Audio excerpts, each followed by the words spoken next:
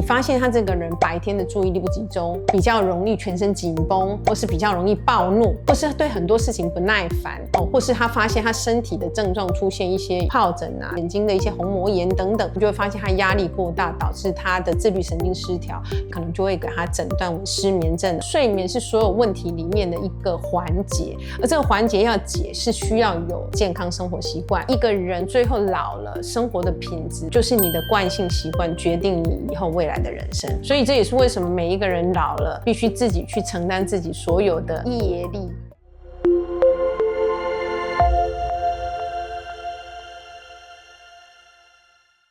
您会不会每天晚上躺在床上翻来覆去都睡不着呢？现代社会工作生活节奏都非常的快，所以失眠好像是不少人共同的困扰。那有时候会告诉自己说一定要赶快睡着，结果呢反而是更睡不着。有时候是累到不行，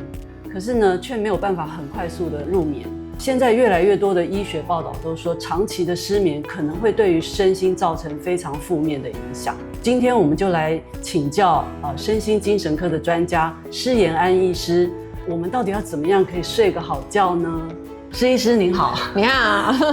一个好的睡眠对我们身体到底有什么样的好的影响呢？睡觉本来应该是一件非常自然的事，就是一躺床就自动能睡着了嘛。但是因为现在的高压的环境，我们的日常的生活，我们就像一台行车记录器，一整天下来经验了很多的事情，然后很多事情在晚上又没有经过一些资源重叠的整理，所以在你睡前里面有一些没有关掉的页面，就会在你晚上睡前一直跳出来跑，因为那样就会导致要入睡困难，或者是会有一些预期你第二天要做的事情，或者是有一些焦虑紧张的事情，就会在你的身体出现不必要的负担。那你就会发现你在睡眠的时候你很难入睡，或是睡眠的时候会很浅眠，旁边有什么声音你都听得到，或者是你睡没几下就会起来上厕所，然后再入睡又有一点困难，甚至睡觉的时候做梦到有可能被老板骂啦，或是要赶着去上班啊，甚至你有些人会把那些动作演出来还不小心打到老婆老公的。那这些就有一点像是你这一台手机你去插电，发现你的电源呢没有办法充饱电，没电的情况下去上班，你自然就会发现不定期中午就会想关机，然后做很多事情就会出包，它就一个长期慢性耗损的情况。那你的内脏器官有可能也会相对应的出现身体的一些症状。身体的症状包括很多人早上起来，我不知道有没有人会觉得肩膀酸痛，整天晚上都没有睡好的，或者是也有一些人早上起来就觉得我很恶心，胃食道逆流。那也有一些人可能因为过度的紧张，你会发现他那一段时间就很容易拉肚子或便秘。那长期这个有机体他没有获得很好的休息，他当然就没有办法一个很好的开机跟符合他应该有的一个表现。偶尔睡不好跟所谓的失眠症它的差异在哪里？如果你一个礼拜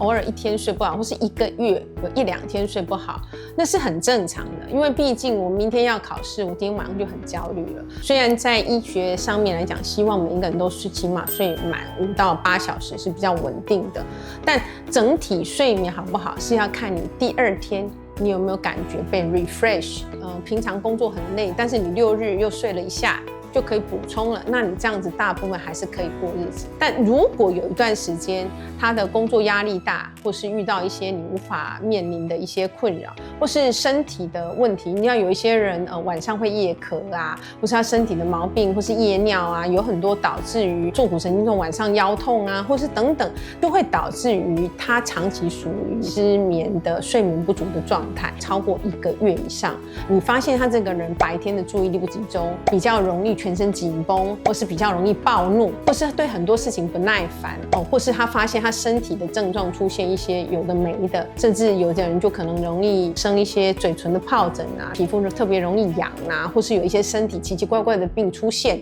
免疫力下降，甚至也有人会有一些青光眼啊，或是眼睛的一些虹膜炎等等。那在这样的情况底下，他们就会发现他压力过大，导致他的自律神经失调，有失眠的情况，那我们可能就会给他诊断为失眠症能会建议他需要去做这方面的药物，或是有一些行为上面的一些介入处理了。现在年轻人很多人都蛮会熬夜，如果年纪大一点的时候，可能某一些时段如果都一直长期的睡不着，是不是他就有这样子的危机？如何让这种有失眠症的人产生病识感？刚刚有提到年纪的问题，我必须对年纪这方面做一些澄清。你去看你家旁边的小朋友，大学生一堆都睡到中午起床，然后晚上都舍不得睡觉，然后每天在滑手机。那你看那个在公园里的，大部分4、5点就在面练气功。然后他们7、8点就去睡觉，所以这也会有亲子的问题，就是说他们只要一起睡觉，他们的生活作息是完全不同的，那也会因为这样引起很大的冲突。而这现象的背后是什么？事实上，小朋友的生理时钟跟我们年纪大的生理时钟本来就是不是那么一样的。100多年前，我们人的平均寿命只有55岁。为什么？因为我们以前只要一个阑尾炎啊，肚子湿坏肚子又没有抗生素就挂了。那现在的人因为有抗生素，又有各种方式去保命，所以我们现在都活到平均年龄，女生86，男生80，以后会更久。那我们这个世代以前的人是没有老过的。没有老过的意思是指什么？他们年轻的人大概结婚生小孩到50几岁，这一生责任完了就准备挂了。那所以我们现在的人很幸运，有一个所谓的第3人生，有一段时间可以轻松的为自己活。可是也因为这样，我们目前的医疗在老人医学的研究，它事实上是这些年才慢慢盛行，而且是整合性医疗，包括现在才会在各大医院里面有所谓的睡眠医疗科，它会把耳鼻喉科或者是把精神科、脑神经内科等等去合并，去对老人综合的医疗。目前来讲，睡眠，因为刚刚讲回过头来，我们目前的睡眠的这个部分，因为老人医学的研究出来之后，就要去跟那个年龄差去做一些比较。那这个图呢，就是讲18岁跟75岁他们的睡眠的品质，蓝色的是深度睡眠，然后白色的就是会醒来，红色的就是多梦。那我们每一个人，即使你有没有睡着，你都会有多梦，只是你有没有记得。蓝色的人他会有前面深度的睡眠，后面的多梦。75岁的他就是基本上都没有深度睡眠，那就睡睡醒醒，所以他们的睡眠品质本来就是很片段的。以前有一篇报道，那个蒋中正半夜起来，因为人家都叫他不要吃睡眠药，然后他的随扈不给他吃安眠药，他会半夜跑去随扈的包包里面偷拿助眠药。为什么？因为晚上睡不着是一件很痛苦的事情。然后大家都知道睡眠药是中枢神经抑制剂，怕他长期吃会失智嘛。但是不用管，我现在不吃睡眠药，今天不吃，我明天就已经注意力不集中失智了。所以睡眠药你不用对它有太多的一些预期，它就是一个当下的工具，而那个工具可以协助你目前可以好好休息。所以我们必须先去尊重老人家的睡眠，年纪不同的人睡眠跟年轻人的睡眠方式不同。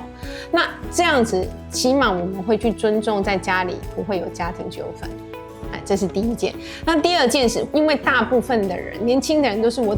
身体好嘛，所以我随便我想干嘛就干嘛。那到了年纪大的时候，我们就会有一个希望说应该早一点睡。可是很多的个案，我门诊上看到他们晚上不睡觉的原因，尤其是三明治族，他们是舍不得睡觉，因为他们白天的时候都是帮爸爸妈妈小孩，然后晚上终于有一些空闲的时间可以给自己，11、2点、2点舍不得睡，那时候怎么办？只好吃安眠药。安眠药的产生是因为它帮助别人很方便，但我们也不想要是这样使用，但它就会变成是目前现在的现象。刚刚回过头来，您讲说有关于睡眠，假如说我们11、2点要睡，然后白天要起来这个的问题。11、2点，如果你的睡眠形态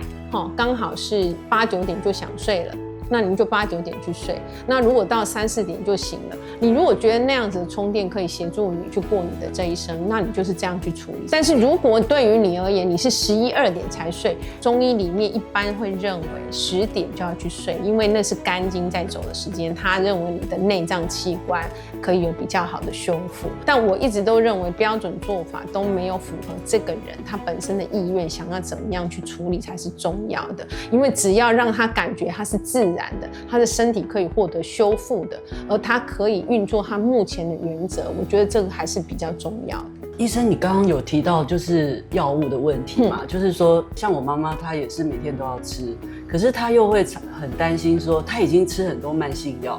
然后每天都还要再吃安眠药，她就会觉得说我是不是药吃太多了，对，那这样子这个安眠药到底会不会伤身体？还是说其实是还好，没有什么副作用。以前助眠药安全性一直是受人家诟病，原因是因为安眠药有的人吃1把然后就挂了。好，那现在安眠药已经安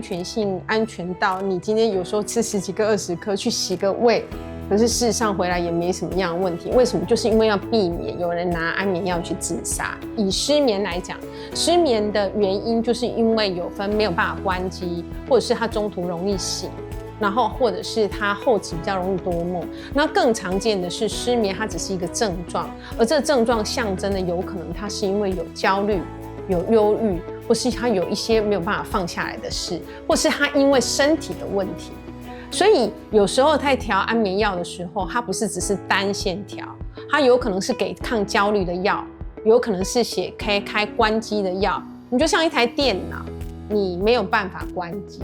他头脑想太多，他这里有很多内耗程式，所以你就要开一些药帮他把内耗程式关掉啊，这是一种药物啊。第二个是他这台电脑没办法关机，你要放音乐让它关，按2下，那可能就是一些放松助眠的，然后让它关。那如果这个电脑还是没办法关机，有可能就会按关机键，那个就是助眠药。那这些药都是工具，有用有效，没用没效。那妈妈为什么会一直需要吃助眠药？就要去看她吃的助眠药是因为没办法关机，还是没办法放松。那如果没办法放松，那就是很简单，你要怎么办法去让她赚到放松粮，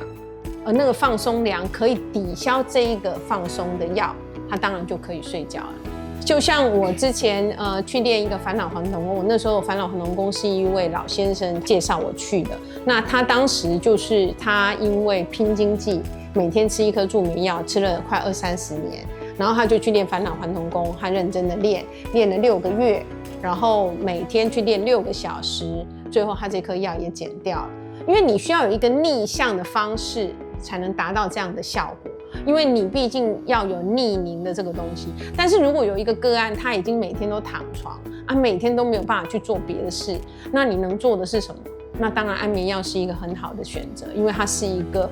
非必要之恶。那当然也有很多人问我说，睡前有没有办法去做一些事可以让自己放松？我个人觉得应该是睡眠是所有问题里面的一个环节，而这个环节要解是需要有平常日常生活的健康生活习惯，才能搞到睡前的那一块。那平常的健康的生活，第一个提点是我们需要有节律的饮食。有节的饮食就会包括，你会发现你晚上睡觉的时候吃香鸡排，虽然很爽，可是你第2天你的身体是不舒服的。所以你就必须要在你的食物上面去做一些选取先有一些GABA类的，或是有一些让你自己本身睡前吃的是像牛奶啊、香蕉啊一些血清素的前驱物质。那这也就是你食物上面选取，晚上不能吃太重。第2个要有就是健康的生活习惯，尤其是运动。那运动而言，我们一般运动会分3种